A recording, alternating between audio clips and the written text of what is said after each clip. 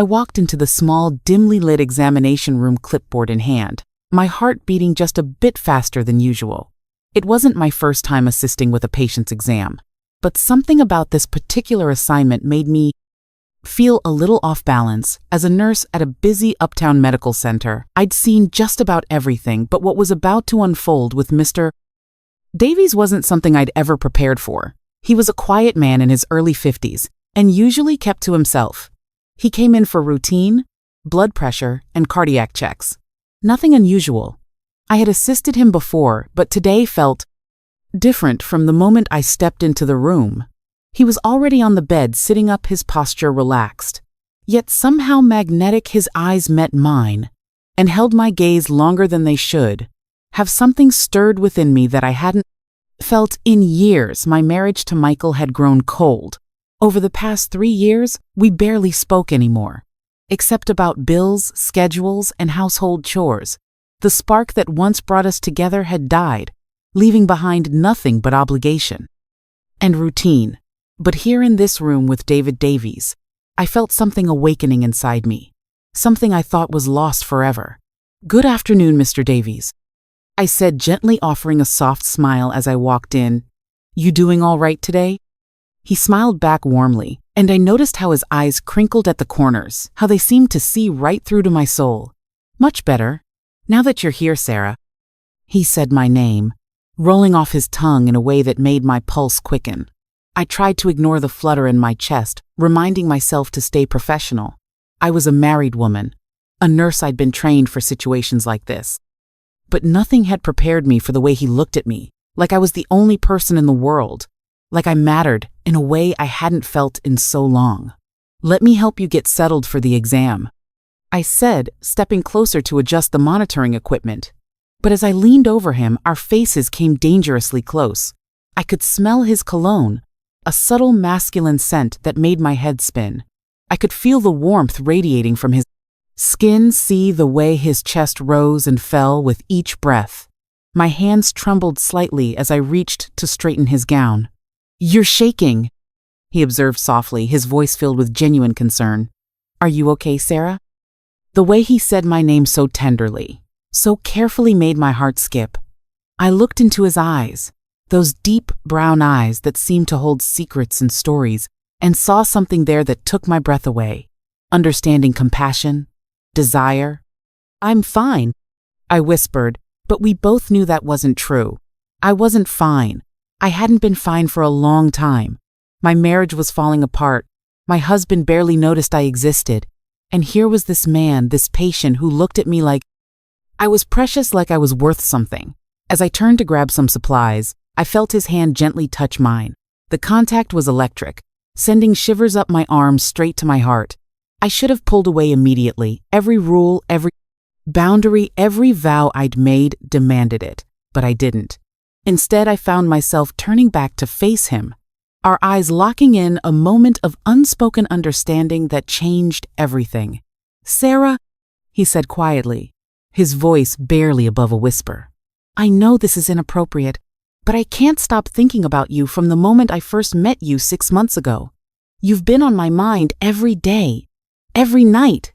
My heart raced, and despite every professional instinct screaming at me to leave, I stayed rooted to the spot, drawn to him like a moth to flame.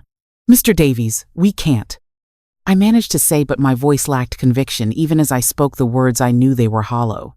"David," he corrected softly. "Please call me David. And I know we can't, but tell me you don't feel it, too. Tell me I'm imagining this connection between us."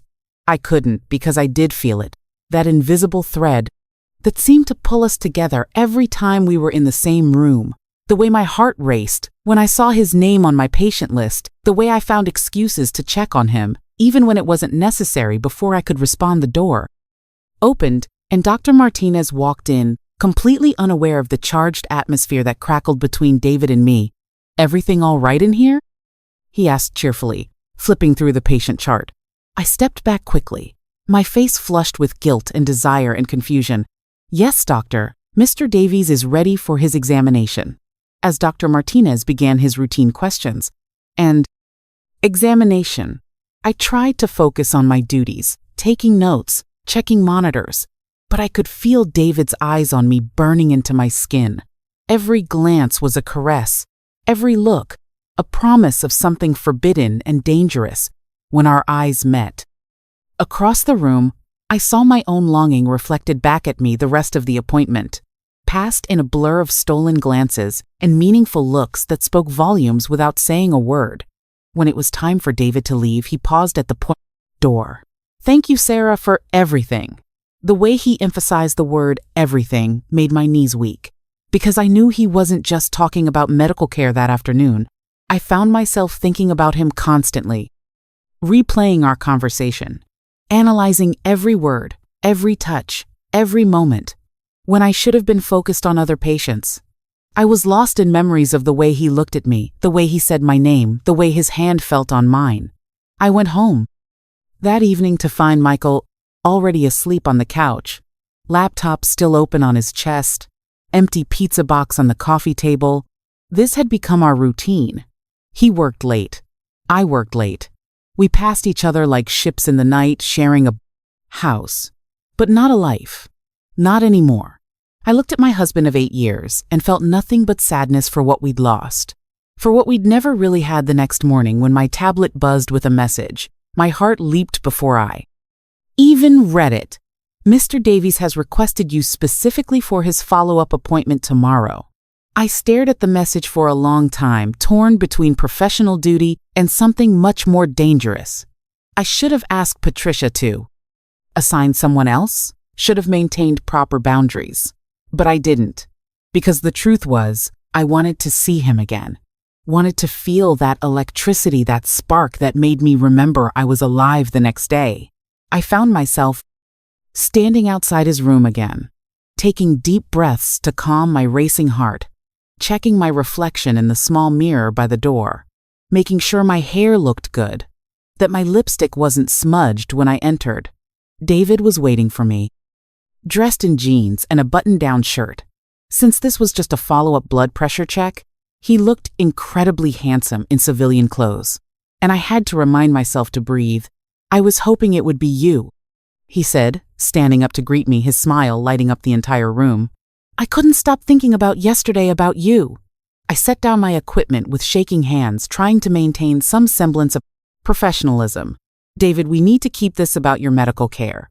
But even as I said it, I moved closer to him, drawn by an invisible force that I couldn't resist. "Sarah," he said, reaching out to touch my hand, sending electric shocks up my arm. "I know you felt what I felt yesterday. This connection between us, it's real, isn't it?" I looked down at our joined hands, his so strong and warm mind trembling with anticipation and fear. "I'm married, David," I whispered, using his first name, feeling like I was crossing a line with every letter. "So am I," he replied, his voice heavy with regret. "But when was the last time your husband looked at you the way I'm looking at you right now? When did he last make you feel beautiful, desired, wanted?" His words hit me like a physical blow, because he was right. It had been years since Michael had really looked at me, really seen me. We'd become roommates, sharing expenses and chores, but nothing more. "This is wrong," I said, but even as I spoke, I didn't move away from him, didn't pull my hand from his maybe, he said, stepping closer until I could feel the heat radiating from his body. "But it doesn't feel wrong, does it, Sarah? It feels like the most right thing either of us has felt in years." Our faces were inches apart now, and I could feel his breath on my skin, warm and inviting. I could see the flecks of gold in his brown eyes, could count his eyelashes, could lose myself completely in this moment. "We can't," I whispered, but my resolve was crumbling with every second. "Just once," he murmured, his voice rough with emotion. "Let me hold you just once. Let me show you how beautiful you are, how much you mean to me." Before I could think, before I could stop myself, I was in his arms, his lips on mine.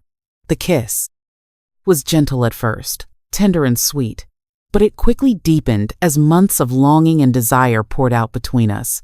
His hands tangled in my hair, and I pressed closer to him, wanting to lose myself in this feeling, this incredible rush of being wanted, being desired, being alive when we finally broke apart. I was breathless, shaking with the intensity of what had just happened. I should go, I said, but made no move to leave. My arm still around his neck, my body still pressed against his. I know, he replied, his forehead resting against mine. But I don't want you to, and I don't think you want to either. We stood there in silence, both knowing we'd crossed a line that couldn't be uncrossed, both knowing that everything had changed between us. Tomorrow? He asked softly, his voice full of hope and longing. I nodded, unable to trust my voice to speak, because the truth was, I was already planning our next meeting, already thinking about when I could see him again, already addicted to the way he made me feel. The next few days became a blur of secret meetings, stolen kisses, and growing emotional intimacy. David would request me for appointments that weren't medically necessary, and I would find excuses to linger in his room to spend extra time with him. We talked about everything: our failing marriages, our dreams, our fears, our regrets. What started as physical attraction had deepened into something much more dangerous. I was falling in love with him, and he with me. We would meet in empty consultation rooms during my breaks, stealing moments together like teenagers hiding from their parents. The danger of being caught only made it more thrilling, more intense. One afternoon, as we sat together in a unused office, he took my hands in his. I think about leaving her, he said quietly, his eyes serious. Starting over with you somewhere new, where no one knows us, where we can just be together. My heart soared and broke at the same time, because I wanted that more than anything, but I also knew the reality of our situation. David, we both have so much to lose. Our jobs, our families, our reputations. I know, he said, squeezing my hands, but I've never felt this way about anyone. Sarah, you make me feel alive again. Like I'm the man I always wanted to be when I'm with you. Nothing else matters. I wanted to say yes. Wanted to throw caution to the wind and run away with him, but reality crashed down around me like cold water. I need time to think, I said, though my heart was screaming, yes, take me away from all of this. He nodded, understanding written across his handsome face. Take all the time you need. I'll wait for you, Sarah. I'll wait forever if I have to. Because what we have is worth waiting for. That evening, I went home to my husband, Michael, who barely looked up from his laptop when I walked in. How was work, honey? He asked absently, his fingers still typing away at some project or report. Fine, I replied, but inside I was screaming. I went to bed that night lying next to my husband, who might as well have been a stranger, thinking about David, about the way he held me, the way he kissed me, the way he looked at me like I was the latest most beautiful woman in the world. I thought about his proposal, about running away together, and for a moment, I let myself imagine what that would be like. A new city, a new life, just the two of us free to love each other openly. Honestly, the fantasy was intoxicating, but so was the guilt. The next day I was finishing my rounds when I saw her, David's wife, Elena, standing at the nurse's station talking to Patricia. She was elegant, beautiful, everything. I wasn't with her. Perfectly styled blonde hair and designer clothes. She looked like she belonged in a magazine, not in a medical facility. Our eyes met across the room, and I felt a stab of guilt so sharp, it took my breath away. Here was the woman I was betraying, the woman whose husband I was stealing, and she had no idea. Excuse me, she said, approaching me with a friendly smile. You're Sarah. Aren't you the nurse who's been taking care of my husband? I nodded, not trusting myself to speak, afraid that my guilt would show on my face. I wanted to thank you for taking such good care of David. He speaks very highly of you. Says you're the best nurse he's ever had. Her words were kind, genuine, but there was something in her eyes that made me wonder if she suspected something. Some instinct that told her something wasn't quite right with her marriage. Just doing my job, I managed to say, my voice sounding strained even to my own ears. Of course, she smiled, but the smile didn't quite reach her eyes. But David says you go above and beyond. He's quite fond of you. Talks about you at home sometimes. The way she said it made my blood run cold. Did she know? Was she testing me, trying to get me to confess? After she left, I felt sick with guilt and fear. What had I done? I was destroying 2 marriages. For what a fantasy that David and I could somehow make this work, that we could build a life together. On the foundation of lies and betrayal, when David came for his next appointment, I was ready to end things. We have to stop this, I said, as soon as the door closed behind us, my voice shaking with emotion. His face fell, and I saw the pain in his eyes. Sarah, what's wrong? Did something happen? Your wife came to see me. I said the words tumbling out in a rush. She was thanking me for taking care of you, but I think she suspects something, David. I can't do this anymore. David moved closer to me, reaching out to comfort me, but I stepped back. Elena's always been suspicious, Sarah. It doesn't mean anything she doesn't know about us. But what if she does? What if she's just waiting? What if she's planning something we're playing? With fire here, and we're going to get burned. Our marriages were already broken. Sarah, you know that yours with Michael, mine with Elena, we were both miserable before we found each other. He was right, my marriage too. Michael had been over in all but name for years. We were just going through the motions, sharing a house but not a life. But that didn't make this right. Didn't make the betrayal any less painful. I can't do this anymore. I said, tears streaming down my face. I won't be the other woman. I won't be responsible for destroying your family. David pulled me into his arms, and despite everything I let him, because I needed to feel his warmth one more time. I love you, Sarah. I'll leave Elena. We can be together properly. No more hiding, no more secrets. And then what? I asked, pulling back to look at him. We build our happiness on the ruins of our families. How long before the guilt destroys what we have? How long before we start to resent each other for what we've done? He held me tighter. We'll figure it out together, Sarah. We love each other. That has to count for something. But I knew it wouldn't be enough. Love wasn't always enough to overcome the obstacles in its path sometimes. The cost was too high, the collateral damage too great. I have to go, I said, pulling away from him one final time. Sarah, please don't do this. Don't throw away what we have, please. I'm sorry, David, I truly am, but this has to end before someone gets hurt, before we destroy everything. I walked toward the door, my heart breaking with every step, but stopped when he called my name one last time. I'll always love you, he said, his voice breaking with emotion. No matter what happens, no matter where life takes us, you'll always have my heart. I know, I replied, looking back at him one last time, memorizing his face, his eyes, the way he looked at me. And that's what makes this so hard. I left the room and immediately went to Patricia's office to request a transfer to another department. I couldn't risk seeing David again. Couldn't trust myself to stay strong if I had to face him every day. The transfer was approved within a week, and I moved to the pediatric wing, where I threw myself into work with sick children, trying to find some redemption in caring for the innocent. I never saw David again as a patient, but sometimes I would glimpse him in the hallways or the cafeteria, and my heart would break all over again. I would see him with Elena when she came to pick him up sometimes, and the guilt would wash over me like a wave. Months later, I heard through the hospital grapevine that David and Elena had divorced. I wondered if it was because of us, or if their marriage had finally collapsed under its own weight. Either way, I felt responsible. Felt like I had set something in motion that destroyed a family. My own marriage limped along for another year before Michael and I finally admitted it was over. We divorced amicably, both of us knowing we'd grown apart long before David came into my life. The paper cited irreconcilable differences, but I knew the truth. I had changed during those weeks with David, had remembered what it felt like to be loved, to be desired, and I could never go back to settling for less than that.